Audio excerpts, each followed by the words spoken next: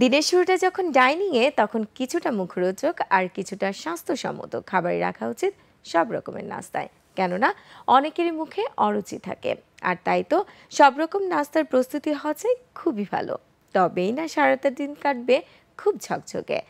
ভোজনপ্রিয় সেসব মানুষদের জন্য আমাদের আজকের রেসিপির এই আয়োজন। হ্যাঁ দর্শক, আজ আমরা শিখব কিভাবে খুব সহজে এগ রোল বানাতে হয়। এবার আপনাদের জানিয়ে দিচ্ছি কি কি উপকরণ লাগবে এই এগ রোল বানাতে।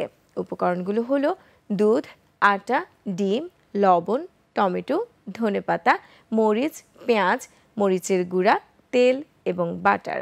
প্রিয় দর্শক, চলুন এবারে দেখে আসি এগ রোল বানানোর প্রস্তুত প্রণালীর একটি ভিডিও ক্লিপ।